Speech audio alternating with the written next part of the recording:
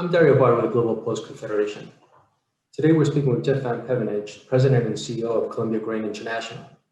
CGI is one of the largest processors and exporters of high-quality pulses in the States. The company is also a GPC President's Club member, and Jeff is an active participant on the GPC's Market Access Committee.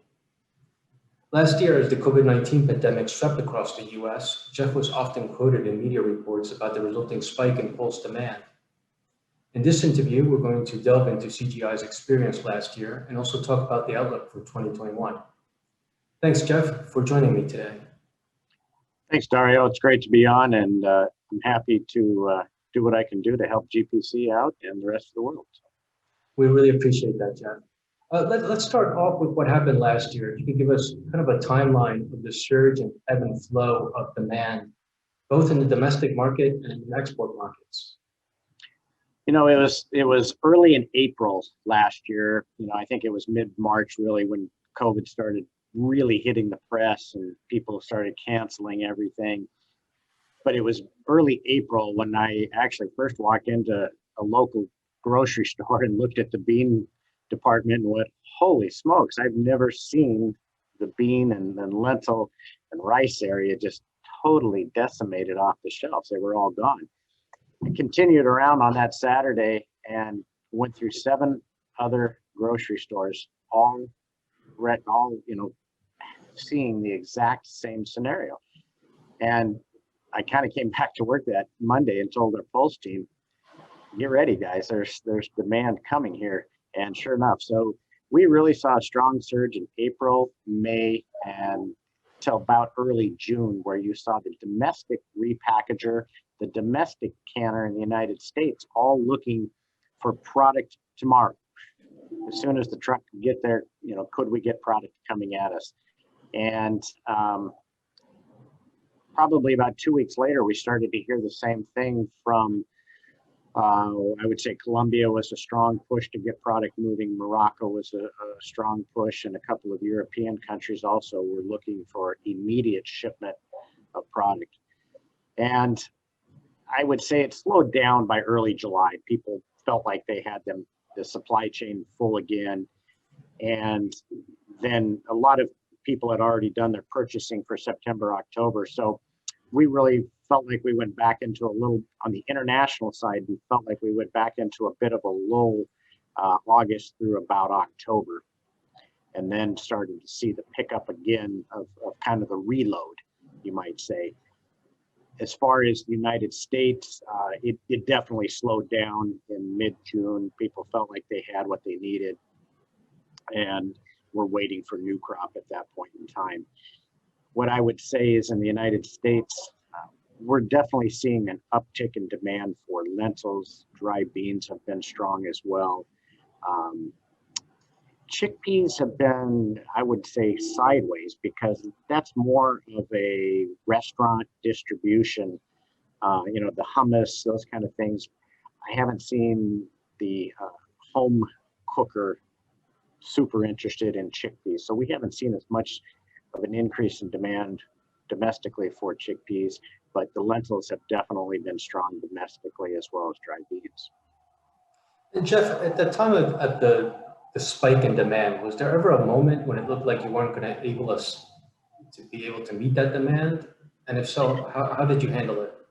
Well, we definitely had to turn away business because our plants were running at capacity, and we couldn't fulfill every order that we had on a timely basis. So I'm sure people were going down the list of calls to make whoever had capacity and could get it out. That's where they were going to get it. So, and let's talk about domestic demand specifically.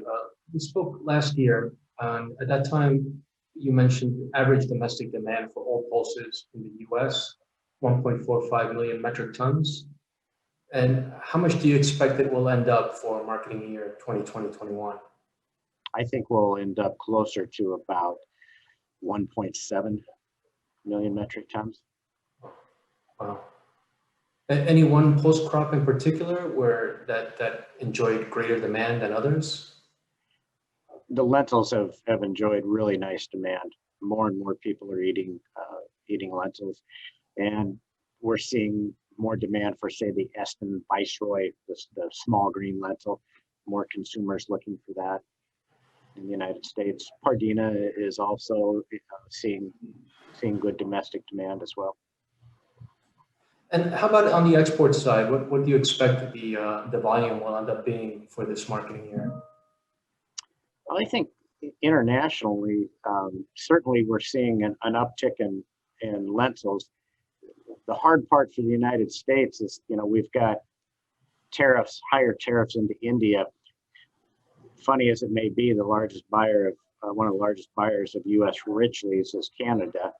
So that means they're moving through and circumventing by basically calling them Canadian lentils. That's happening around the world, but lentil demand seems to be kind of rising up throughout the world, and the U.S. is going to see a large increase in lentil exports internationally, to the point that I think the U.S. lentil crop will be virtually extinguished by the end of this year marketing year, and we're going to have a tough time putting them in the ground this year because there are a lot of really enticing crops to grow this spring. And we want to get into the planting later on, but just one more question here on this marketing year. Anticipated carryout for each of the different post crops? I think the lentil crop will be virtually extinguished. There'll be some left, 5,000 to 10,000 tons, but when you get that low, that's essentially in the pipeline type of stocks. The green peas will be marginally left, probably somewhere around 40 to 50,000 tons. Yellow peas will largely be extinguished as well. That crop will be consumed primarily in the United States towards proteins and pet foods. The bean crop is very tight as well. We've had smaller crops and some damaged crops over the last 2 or 3 years. So we'll work our way through that crop, and I have some concerns there as well.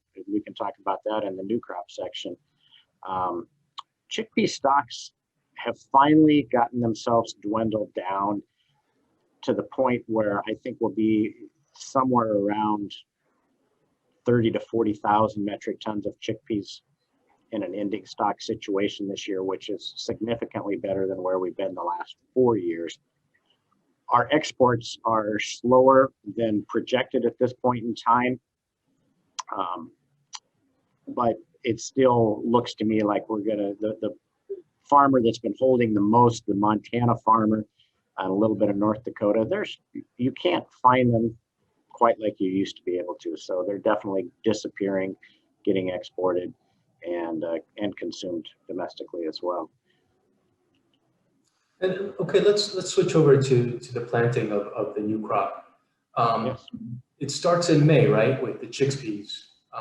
Yeah, some areas will hope to get some April seeding if the weather is good enough. They'll try to get their green peas in the ground, yellow peas in the ground first, and then lentils, and then chickpeas. And the chickpeas will go likely late April to early May is the desire on those farmers' parts. And what are your expectations there in terms of the seeded area for each of the different pulses? Looks like we'll have slight increases in chickpea acres, as we've been down pretty significantly the last 3 years. The trend has been lower and lower acres.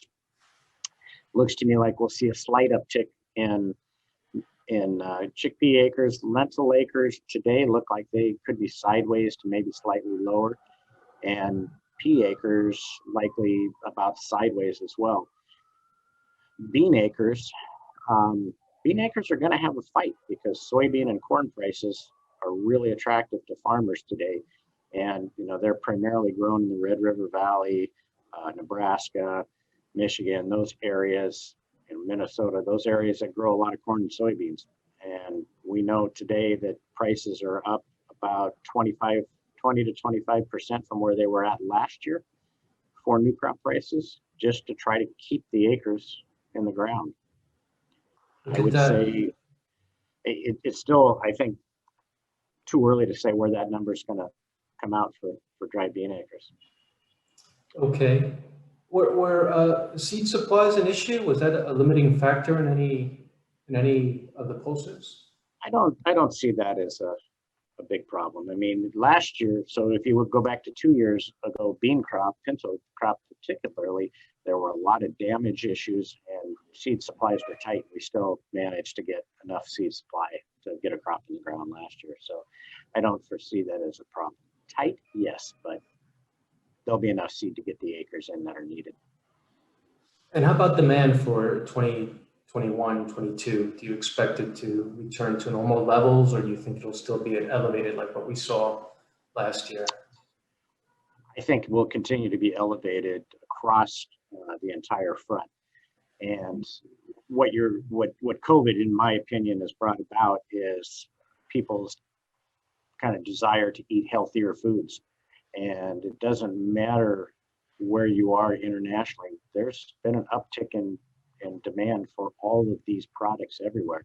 I think, one, there's been a really good job of advertising and information dissemination to get the word out to the health benefits of these pulses. And you see that not only from the GPCs and the US Dry Pea and Lentil Associations, but really worldwide. I think you see it out of news organizations and lots of different bloggers and that. So to me, the world, I can see a steady increase in demand across the world platform.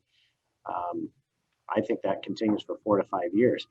And one of the things that continues to drive that is a lot of these pulses are working their way towards being an ingredient as much as they are being a whole product. We're finding more and more ingredient introductions into the marketplace that gives them more value. Your protein isolates, your gluten-free flours, those types of products. Yeah.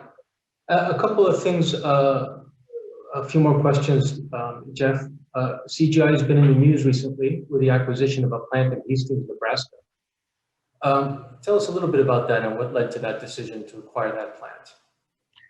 Hastings, Nebraska was owned by our sister company, Gavilon. And in fact, that was a corn bean facility 6-7 years ago, and they converted it into a non-food grade soybean and dry pea plant. And as far as the company profile, it fit better into Columbia Grain than it did into Gavilon. So, and we looked at it as it's really an important point for the distribution of pet food, more split peas into the center of the United States. And we're also going to move ourselves into kind of a niche premium small pack business. So we'll start distributing via e-commerce, Amazon, more into what we hope to be will be a premium product as opposed to, say, a straight grocery store product. But so we're going to utilize that facility because there's a lot of square footage there to do our small pack business, distribute into the pet food world, as well as we also find it to be a very good transportation hub. So we have access into Kansas City containers, Council Bluff containers, and container and transportation is a problem. We also see kind of an increase in pulse production in that area, Nebraska, Kansas, Colorado, and we want to be part of that and have an option for farmers to be able to put that into their rotation. So what we've seen in the past is where we've actively opened facilities and created and provided markets for farmers, they've responded by growing and partnering with us, and it's been very successful in the past. So that's kind of our plan in the Hastings, Nebraska site. Well, it sounds like there's a lot of exciting things to look forward to for the pulse sector in general and for CGI in particular as well. Thank you, Jeff, as always, for your time today. And here at the GPC, we are grateful to CGI's continued support as a President's Club member. and we will undoubtedly be checking in with you again over the course of the marketing year. All the best to you and the team at CGI in 2021. Thank you, Dario. Thanks.